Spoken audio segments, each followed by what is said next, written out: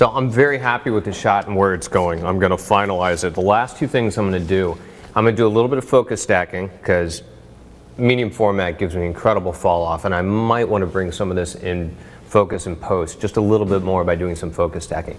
The other thing I'm going to do is I'm going to drip a little bit of olive oil onto it, and then I'll do another focus stack. So first let's do our focus stack, where I take a piece of white gaff and I tear it in half, if I can do it. And I'm going to put it on the barrel. And I'll do it to you guys so you can really see what we're doing. So that's on the stationary portion of the barrel. And this is on the rotating portion.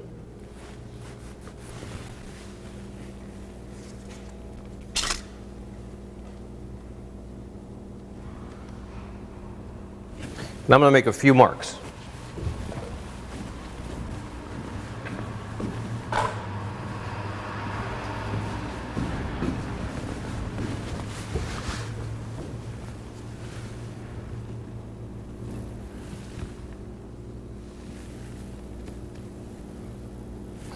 So with this guy, the lens barrel moves a long way. So I'm making an adjustment on how I place the tape on here.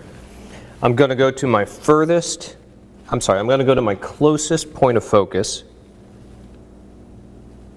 which is this olive in the very foreground. And I'm going to make a mark. Just use my phone, create a straight line right there. I use a color that's pretty vibrant, and that's going to be 1. Okay? Now I'm going to go to where my hero focus is, which is actually on the front of that piece of cheese. That's where I really and truly want my focus to be, because if you see right now I've got a little bit of that foreground out of focus. That's what I want in this, but for my focus stack I'm going to grab it. So this is number 2.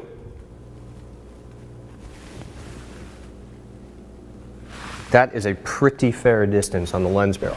If you compare this to how we do the focus stacking on a 35mm, you'll see that the lines that we draw on the barrel of a 35mm lens are hardly moving at all. They're really close. On the medium format, we've got a huge distance. So I'm actually going to do a capture right in between because I know I'm going to need that in order to really get a true focus stack.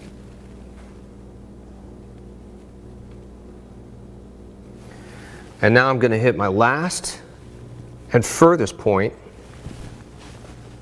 which that's going to be effectively number 4.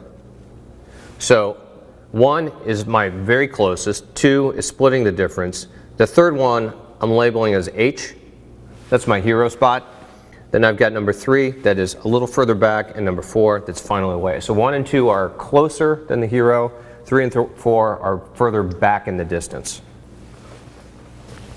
All right, so now that we've got this, let's quickly run through our focus. 1.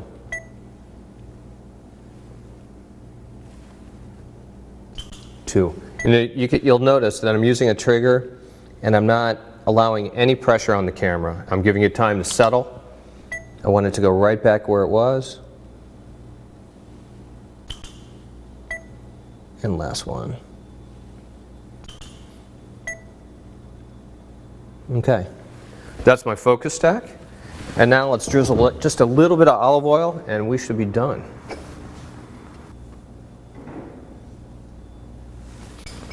All right, let's take a quick look at that and see what it looks like.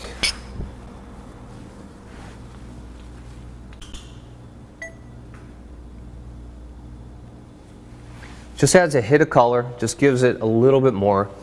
It's looking a little bit yellow here, so in post-production I'm probably going to make this a little bit more green.